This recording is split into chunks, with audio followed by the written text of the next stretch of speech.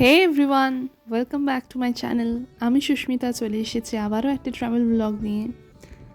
আজকে আমরা যেখানে আছি এটা হলো পিচোলা লেক, উদয়পুরে।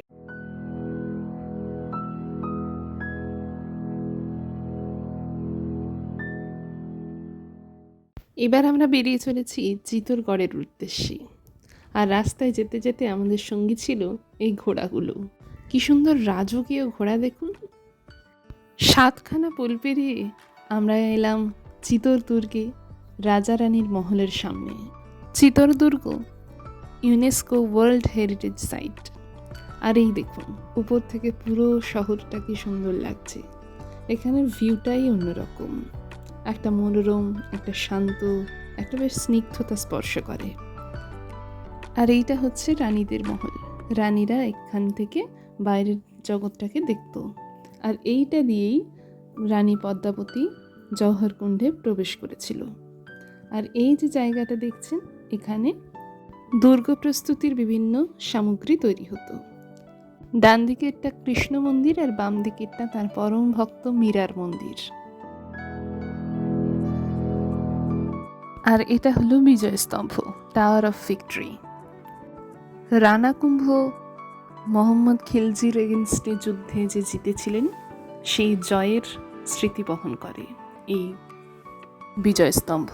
এই বিজয় স্তম্ভ থেকে এবার আমরা এগিয়ে চলেছি জওহরকুণ্ডের দিকে।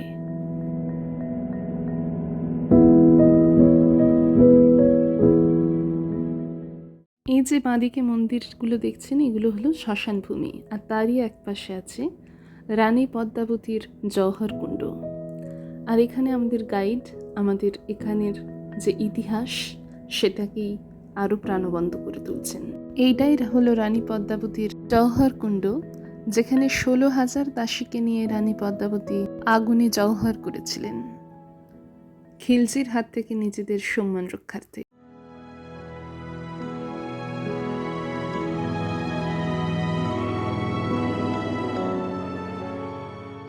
এটা হচ্ছে ব্রহ্মা বিষ্ণু মহেশ্বরের মন্দির।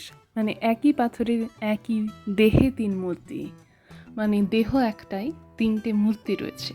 আর এই মন্দির এখানে একটি, আরেকটি রয়েছে মুম্বাই ইন্ডিয়া গেটের অপোজিটে। এই মন্দিরের প্রতিটি কোণাতেই ইতিহাস বর্ণিত রয়েছে। সেনারা যুদ্ধ করতে আসছে, পালকিতে করে বউ চলেছে, উপরে রয়েছে ভালোবাসার কাহিনী।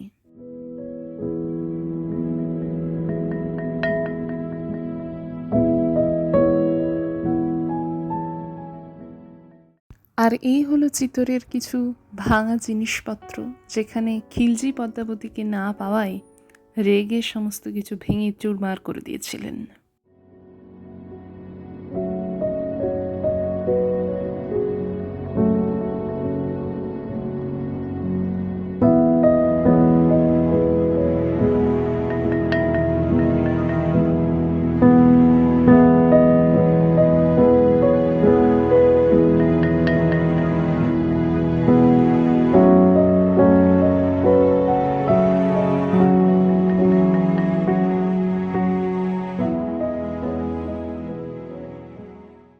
আর এই যে পাহাড়গুলো দেখছেন, এর তলাতেই আলাউদ্দিন খিলজি ঘাপটি মেরে বসেছিল আক্রমণ করবে বলে। 6 মাস ধরে অপেক্ষা করেছিল কখন এখানের সমস্ত জিনিস ফুরিয়ে যাবে এবং সবাই বাইরে বেরোবে, তখনই সে আক্রমণ করবে। আর ওই যে দূরে বাঁদিকে দুটো ছোট ছোট সাদা রঙের বিল্ডিং দেখছেন, আরটিডিসির ফ্যাক্টরি। এখানে যে সমস্ত শাড়ি পাওয়া যায় সেগুলো আতা ফল দিয়ে তৈরি হয়, এবং সেগুলো যদি ফটকিরি জলে একবার ধোয়া হয়, তারপরে গোলাপ এবং চন্দনের গন্ধ সেখান থেকে বেরিয়ে আসে, আর তার সুবাস থাকে আজীবন। এইখান থেকে বেরিয়ে এবার আমরা চলে যাচ্ছি রেস্টুরেন্টে।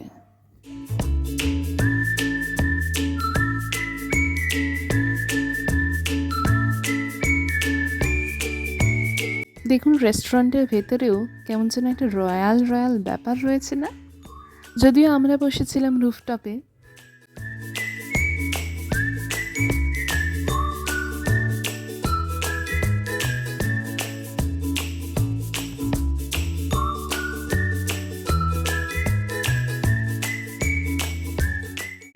ওপর থেকে এই গোটা শহরটাকে এত ছোট দেখে মনে হচ্ছে যেন নিজের হাতের মুঠোর মধ্যে চলে এসেছে।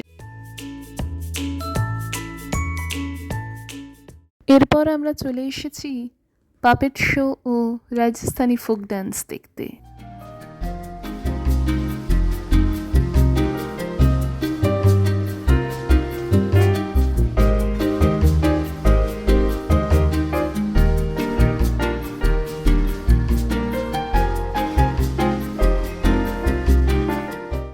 পুতুল নাচ যে কোন ছোটবেলায় দেখেছিলাম আজকাল আর মনেও পড়ে না, আর আজকাল পুতুল নাচ দেখাও যায় না। তাই বহু বছর পরে এই পুতুল নাচ দেখে আবার সেই ছোটবেলায় ফিরে গিয়েছিলাম।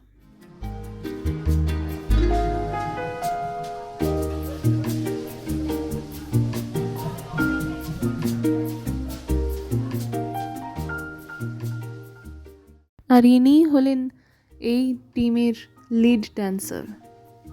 মাটির হাঁড়ি মাথায় নিয়ে সুন্দরভাবে সাবলীলভাবে নৃত্য পরিবেশন করে চলেছেন, কখনো ঘটির উপরে তো কখনো থালার দুই প্রান্তের উপরে।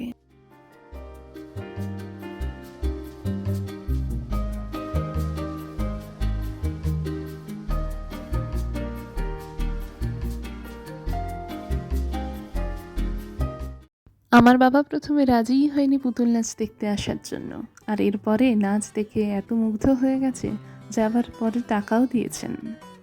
অনেকেই দিচ্ছিলেন অবশ্য। আর এরপরে আমরা চলে এসেছি ফতেসাগর লেকে। বিকেল থেকে সন্ধে হওয়ার মুহূর্তটা এখানে কাটানোর থেকে ভালো আর কী বা হতে পারে। সারাদিন ঘুরে বেড়িয়ে আমরাও যেমন টায়ার্ড, ইকুয়ালি এই উট বা ঘোড়া এরাও দেখুন সারাদিন আমাদেরকে বয়ে বয়ে এরাও খুব ক্লান্ত হয়ে পড়েছে, তাই একটু বিশ্রাম নিচ্ছে। আর সন্ধেবেলা এই ফতেসাগর লেকের ভিউটা জাস্ট আলাদাই। আজকের ভিডিওটা এখানেই শেষ করছি। ভালো লাগলে অবশ্যই লাইক, কমেন্ট, শেয়ার এবং সাবস্ক্রাইব করবেন। Till then, tata.